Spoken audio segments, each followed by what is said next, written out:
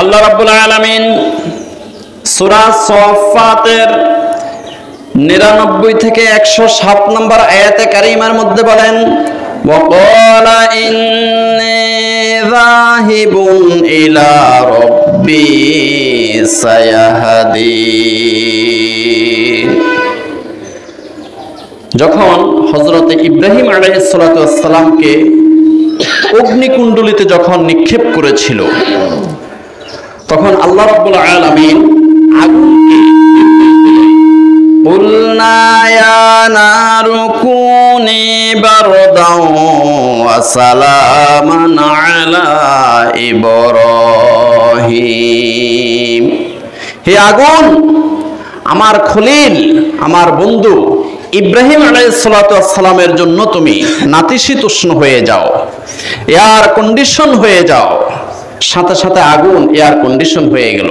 40 দিন 40 রাত থাকার পরে যখন অগ্নিকুণ্ডলী থেকে একদম নিষ্কলঙ্ক অবস্থায়, সুস্থ অবস্থায় যখন বের হয়েছিলেন, ইব্রাহিম আলাইহিস সালাতু ওয়াস সালাম তখন বেবিলনবাসীকে উদ্দেশ্য করে এই কথাটা বলেছিলেন, ওয়াকালা ইন্নী যাহিবুন ইলা রাব্বি সায়াহদিন, হে বেবিলনবাসী, তোমরা সবাই মিলে আমাকে অগ্নিকুণ্ডলিতে নিক্ষেপ করেছ, আমি আর এই বেবিলনে থাকবো না, আমি চললাম ইন্নী যাহিবুন ইলা রাব্বি সায়াহদিন, আমার আল্লাহ আমাকে যেই দিকে পথ দেখায় সেই দিকে আমি চললাম।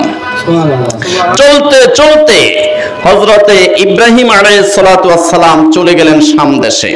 শাম দেশে গিয়ে আল্লাহর কাছে একটা ফরিয়াদ করলেন, রব্বি হাবলি মিনাস সলিহিন, আয় রব্বুল আলামিন, তুমি আমাকে একটি নেককার সন্তান আমাকে দান করো।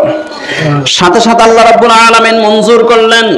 মঞ্জুর করে সাথে সাথে ঘোষণা দিলেন, ফাবাশশারনাহু বিগুলামিন হালিম, হে ইব্রাহিম আলাইহিস সালাতু ওয়াস সালাম, আপনার দোয়া মঞ্জুর হয়ে গেল, আপনাকে একটি নেককার পুত্র সন্তানের সুসংবাদ দিয়ে দিলাম। সুবহানাল্লাহ।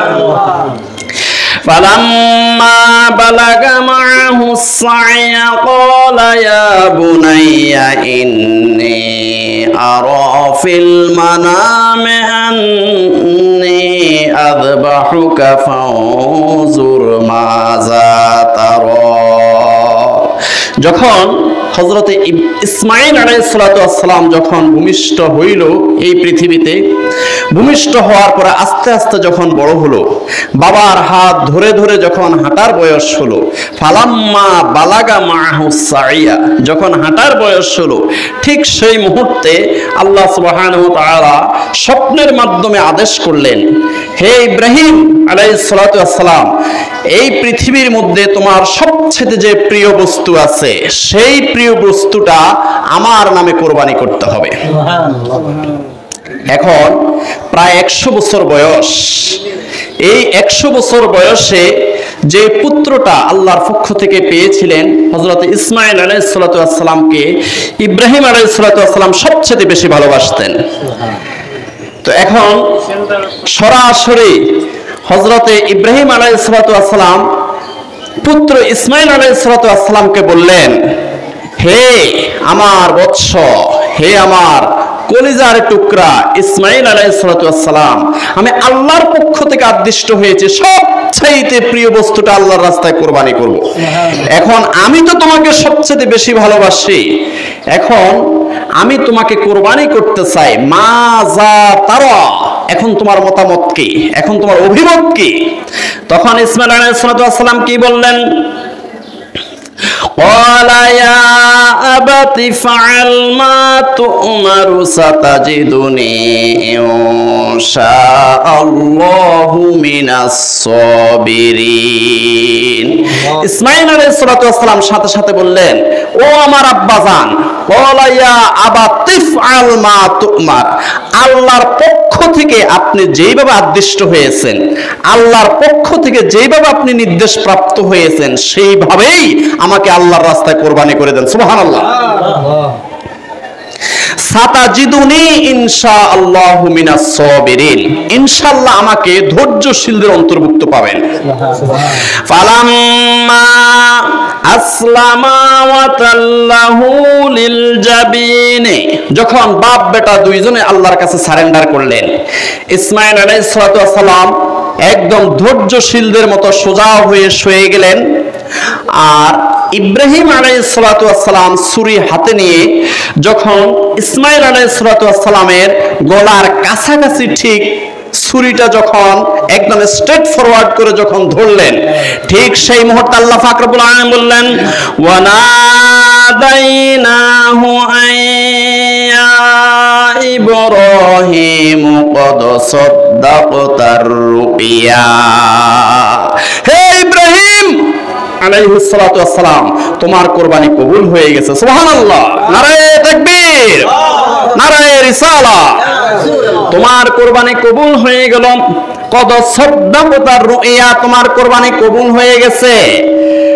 তোমার প্রতি আমি আল্লাহ রাব্বুল আলামিন যে নির্দেশ দিয়েছে সেই নির্দেশটা তুমি পালন করেছো, অতএব কদ সাদ্দাকতার রুইয়া, তোমার কুরবানি কবুল হয়ে গেছে। ইন্না কাযালিকা নাজিসিল মুহসিনিন, নিশ্চয়ই আমি আল্লাহ সুবহানাহু ওয়া তাআলা এমনি ভাবে নেককারদেরকে, নেককার বান্দাদেরকে এমনি ভাবে আমি পুরস্কৃত করে থাকি।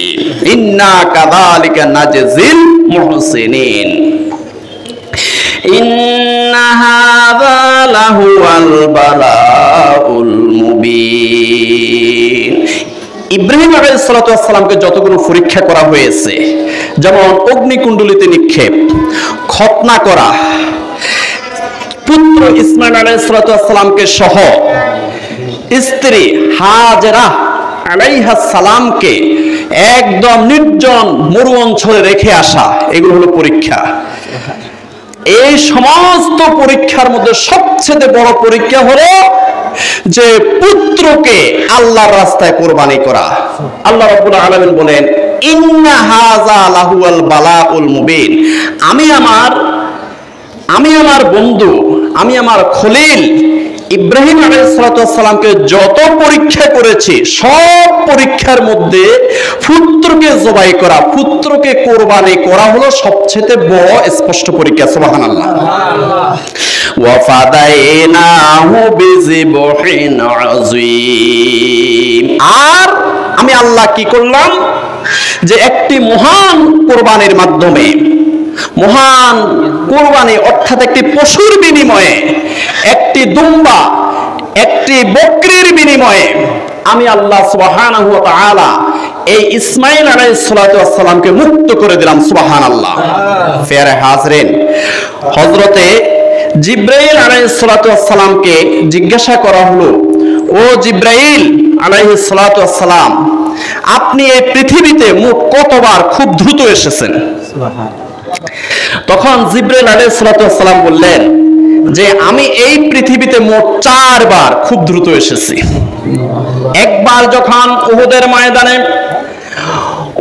ময়দানে যখন আল্লাহর নবী সাল্লাল্লাহু আলাইহি ওয়াসাল্লামের মাথার মধ্যে হেলমেট ভেঙে যখন 2 ইঞ্চি মাথার ভিতরে ঢুকে গিয়েছিল, দান মুবারক যখন শহীদ হয়ে গিয়েছিল, আল্লাহ রাসূল সাল্লাল্লাহু আলাইহি ওয়াসাল্লামের দেহ মুবারক থেকে যখন রক্ত ঝরছিল, রক্ত ঝরে যখন মাটিতে পড়ছিল, আর মাটিতে পড়ার আগে আগে আমাকে আল্লাহ রাব্বুল আলামিন ডাক দিলেন, ও জিবরাইল আলাইহিস সালাতু ওয়াস সালাম, তুমি সিদরাতুল মুনতাহা থেকে খুব দ্রুত উহুদের ময়দানে চলে যাও। আমার দয়াল নবী, আখেরি নবী, হায়াতুন নবী, নূর নবী মুহাম্মদুর রাসূলুল্লাহ সাল্লাল্লাহু আলাইহি ওয়াসাল্লামের রক্ত মুবারক যদি এই পৃথিবীর জমিনের মধ্যে যদি পড়ে, জমিনটা জ্বলিল খার হয়ে ধ্বংস হয়ে যাবে। তুমি যাও, তোমার যে পাখা আছে সেই পাখাটা রহমতের পাখা আমার দয়াল নবী মুহাম্মদুর রাসূলুল্লাহ সাল্লাল্লাহু আলাইহি ওয়াসাল্লামের রক্তের নিচে গিয়ে ধরো। সুবহানাল্লাহ। সেদিন আমি খুব দ্রুত সিদরাতুল মুনতাহা থেকে 7 আসমান পাড়ি দিয়ে এই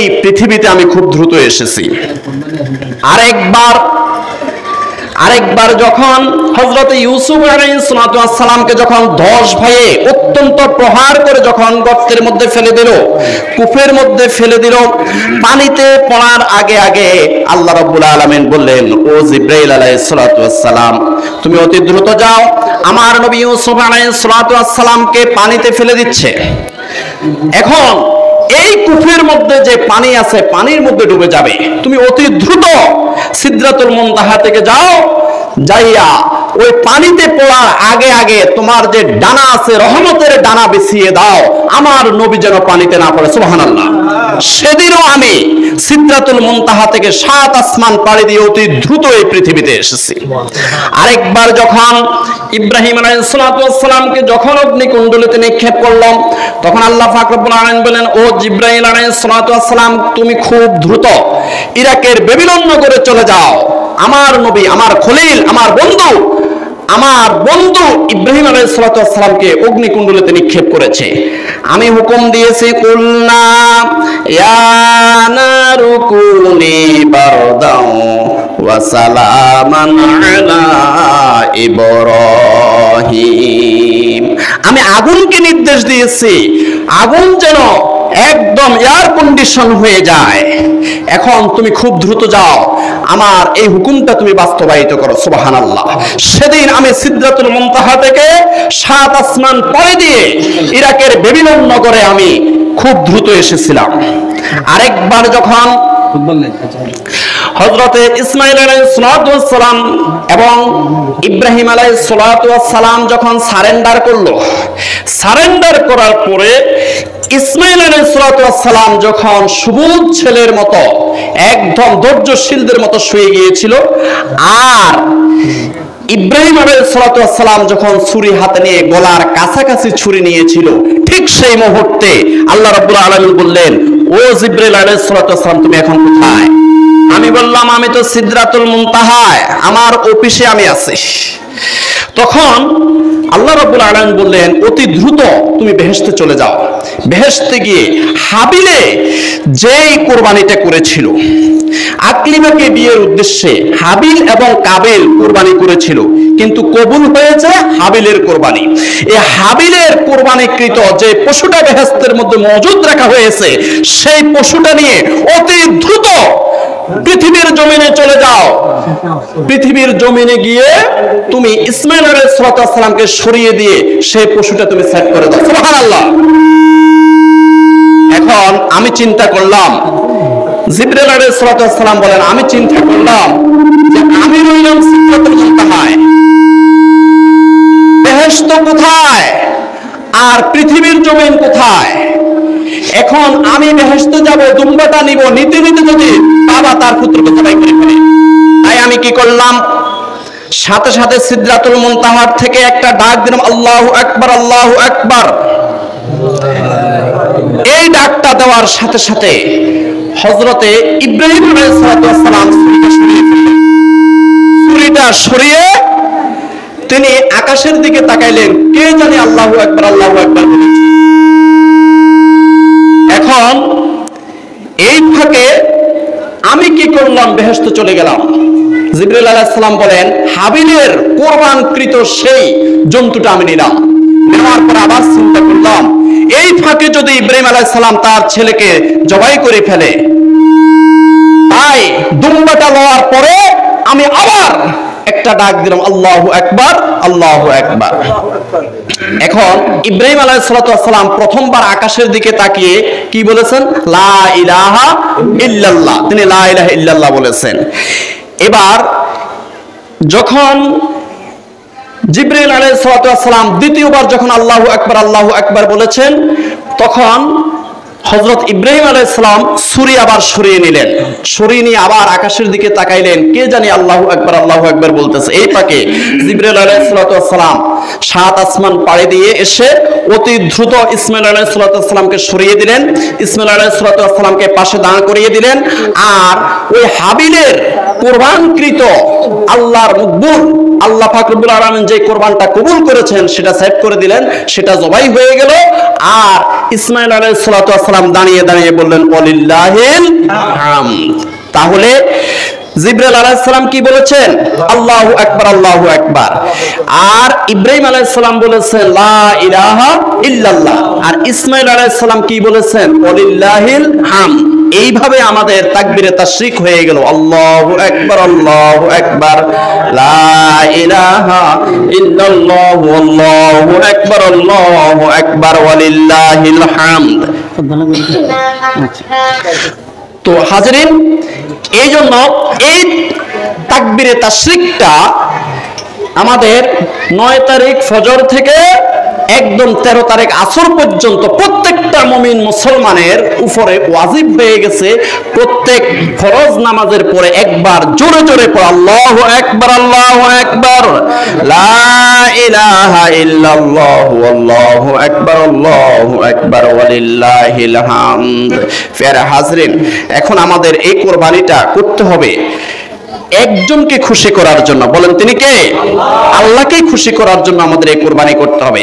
তাই তো আল্লাহ পাক রব্বুল আলামিন বলেন কুল ইন্না সলাতি ওয়া নুসুকি ওয়া মাহইয়ায়া ওয়া মামাতি লিল্লাহি রাব্বিল আলামিন লা শারীকা লাহু ওয়া বিযালিকা উমিরতু ওয়া আনা আউয়ালুল মুসলিমিন। সূরা আনআম আয়াত 162 163।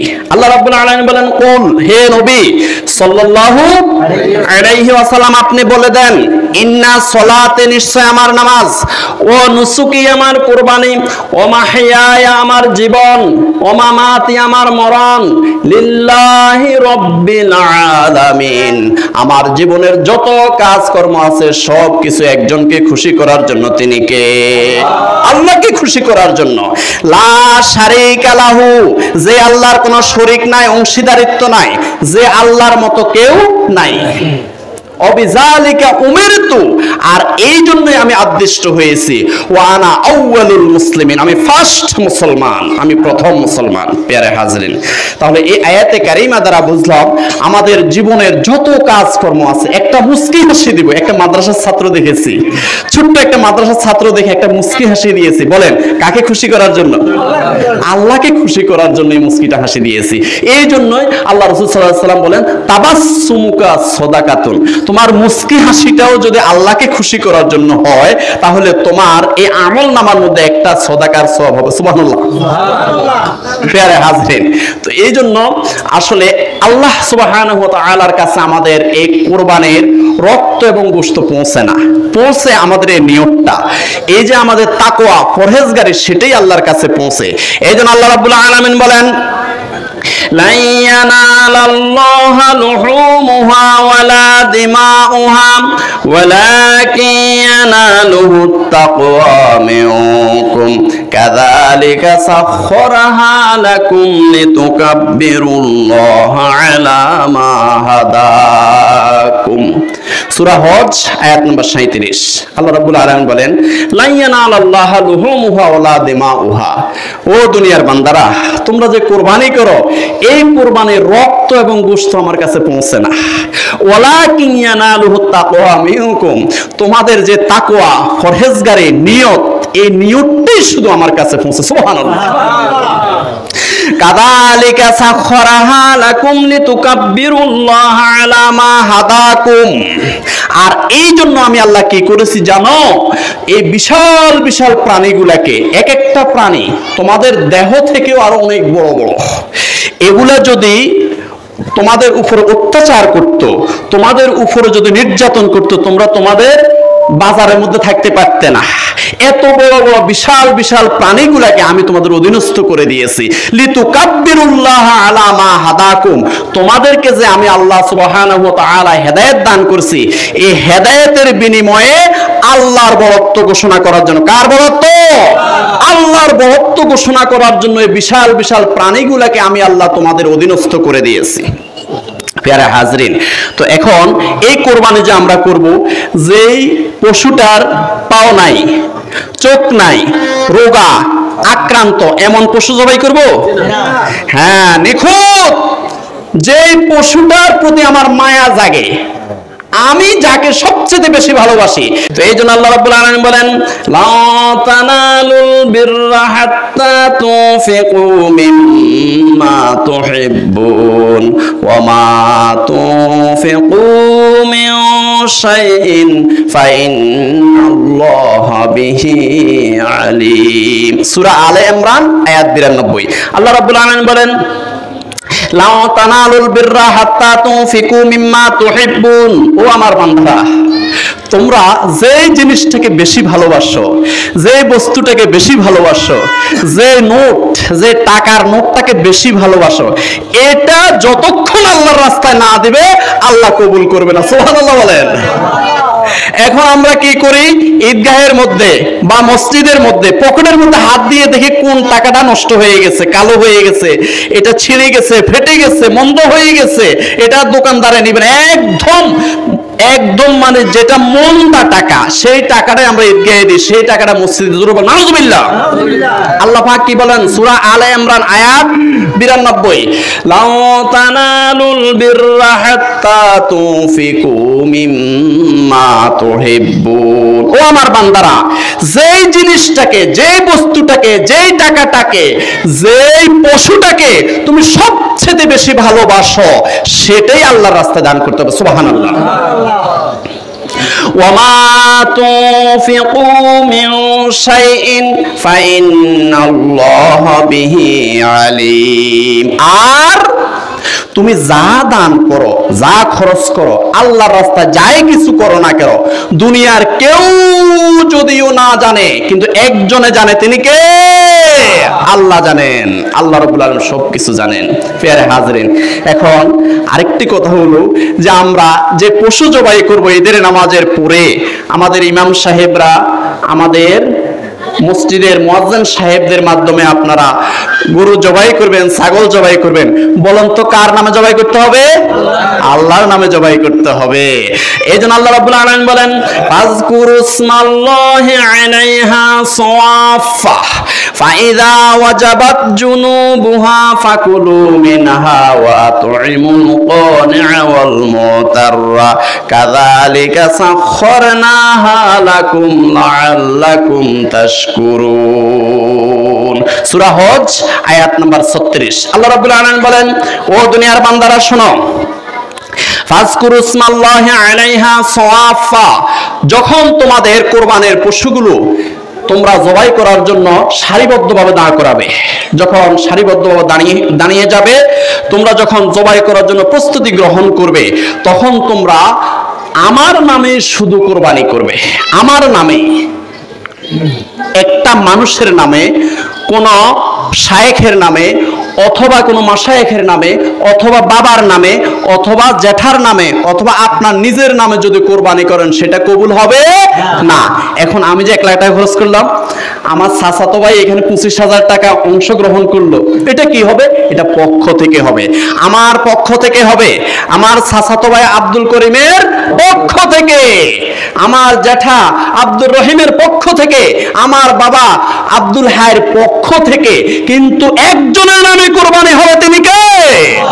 ফাযকুরুসমাল্লাহি আলাইহা সাওয়াফা ফাইযা ওয়াজাবাত জুনুবুহা ফাকুলু মিনহা ওয়া আত'ইমুল কানি'a ওয়াল মু'তাররা। যখন তোমাদের কোরবানির পশু যখন জবাই হয়ে যাবে, তখন তোমরা এই গোশত কি করবে? তোমরা ফাকুলু মিনহা, নিজেও খাবে, ওয়া আত'ইমুল কানি'a, তোমার এলাকায়, তোমার বাড়িতে, তোমার প্রতিবেশীদের মধ্যে এমন কিছু গরিব মানুষ আছে যারা আত্মমর্যাদাশীল, কারো কাছে ভিক্ষা করে না, দাঁড়ে দাঁড়ে পলিথিন নিয়ে, গামলা নিয়ে, বল নিয়ে, বাটি নিয়ে দরজায় দরজায় যায় না। এমন কিছু আত্মমর্যাদাশীল গরিব মানুষ আছে, অভুক্ত থাকে কিন্তু ভিক্ষা করে না। এমন মানুষের ঘরে ঘরে একটু গোশত পৌঁছিয়ে দাও। সুবহানাল্লাহ বলেন। নির্দেশ কার? আল্লাহর নির্দেশ। সূরা হজ আয়াত নাম্বার 36।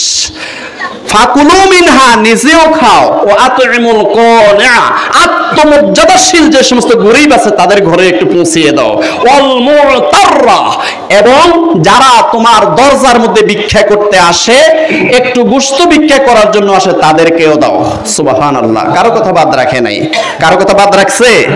আল্লাহ পাক সুবহানাহু ওয়া তাআলা কত বড় মহান, কারো কথা বাদ রাখে নাই। কাযালিকা সাখখারনাহা লাকুম লাআল্লাকুম তাশকুরুন। আর এই জন্যই আমি আল্লাহ সুবহানাহু ওয়া তাআলা বিশাল বিশাল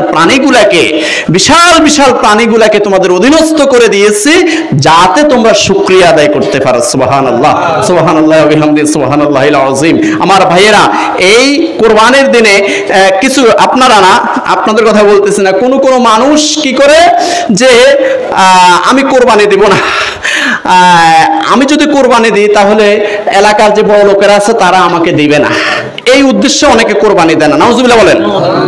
অথচ রাসূলুল্লাহ সাল্লাল্লাহু আলাইহি ওয়াসাল্লাম বলেন, ক্বালা রাসূলুল্লাহ সাল্লাল্লাহু আলাইহি ওয়াসাল্লাম, মান কানা লাহু সাআতান ওয়া লাম ইউদহি ফালা ইয়াকরাবান্না মুসাল্লানা, রাওয়াহু ইবনে মাজাহ। ইবনে মাজাহ শরীফের 3123 নম্বর হাদিস।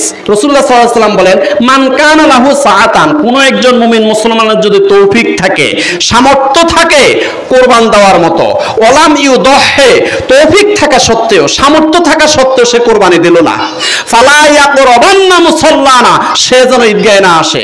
নাউজুবিল্লাহ বলেন। সে যেন আমার ঈদগাহে না আসে। সামর্থ্য থাকা সত্ত্বেও যারা কোরবান দিবে না তারা যেন ঈদগাহে না আসে। ফেরা হাজরিন, তো এখন এই কোরবানের ফজিলত সম্পর্কে রাসূলুল্লাহ সাল্লাল্লাহু আলাইহি ওয়াসাল্লাম বলেন, আল্লাহ রাসূল সাল্লাল্লাহু আলাইহি ওয়াসাল্লাম বলেন, মা আমিলা ইবনু আদম ইয়াওমান নাহার আমালান আহাব্বা ইলাল্লাহি আযজা ওয়া জাল্লা মিন হিরাকাতি দাম, ওয়া ইন্নাহু লা ইয়াতি ইয়াওমাল কিয়ামাতি বিকুরুনিহা ওয়া আজলাফিহা ওয়া আশআরিহা, ওয়া ইন্নাদ দামা লা ইয়াকাউ মিনাল্লাহি আযজা ওয়া জাল্লা বিমাকানিন ক্বাবলা আন ইয়াকাল আরদা ফাতিবু বিহা নাফসান, রাওয়াহু ইবনে মাজাহ। ইবনে মাজাহ শরীফের 3126 নম্বর হাদিস। রাসূলুল্লাহ সাল্লাল্লাহু আলাইহি ওয়াসাল্লাম বলেন, মা আমিলা ইবনু আদমা ইয়াওমান নাহারে আমালান আহাব্বা ইলাল্লাহি আযজা ওয়া জাল্লা মিন হিরাকাতি দাম। কুরবানির দিন কুরবানি করার সওয়াবের চেয়ে, পশু কুরবানি করার সওয়াবের চেয়ে অন্য কোনো বড় আমল নাই। সুবহানাল্লাহ বলেন।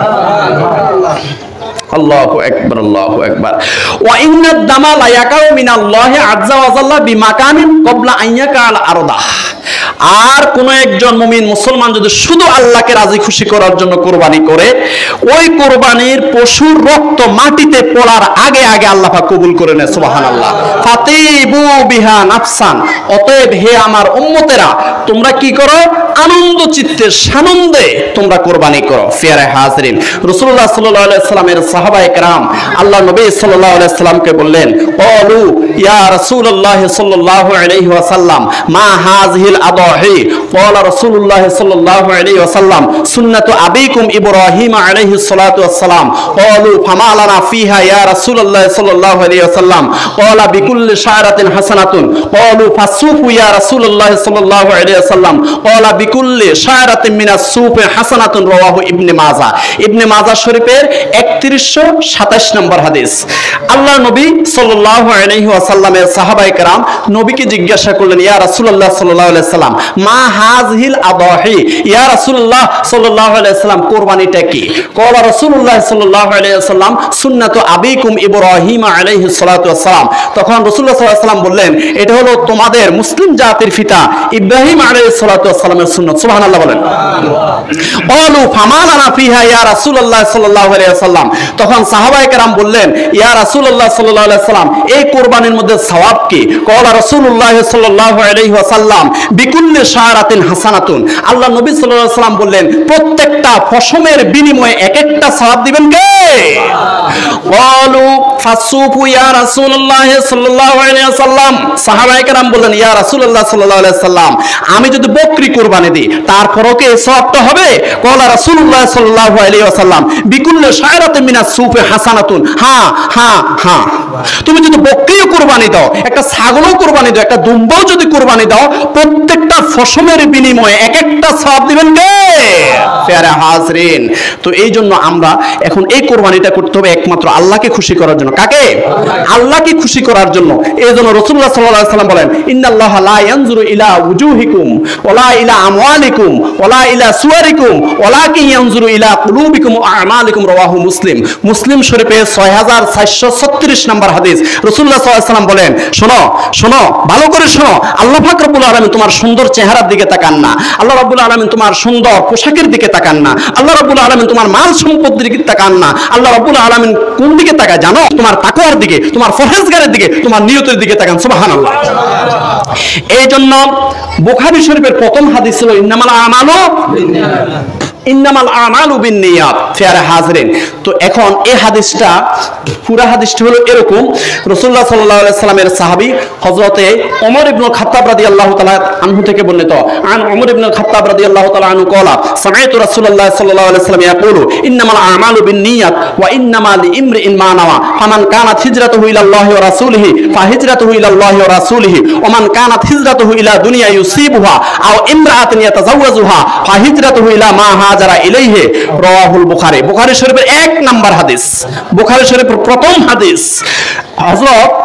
হযরতে ওমর ফারুক রাদিয়াল্লাহু তাআলা আনহু থেকে বর্ণিত, তিনি বলেন, আমি শুনেছি রাসূলুল্লাহ সাল্লাল্লাহু আলাইহি ওয়াসাল্লাম বলেছেন, প্রত্যেকটি কাজের যে ফলাফল, প্রত্যেকটি আমলের যে ফলাফল, এই ফলাফলটা আল্লাহ পাক রব্বুল আলামিন দেন নিয়তের উপরে বেসিস করে, নিয়তের উপরে ভিত্তি করে প্রত্যেকটা কাজের ফলাফল দিয়ে থাকেন। সুবহানাল্লাহ।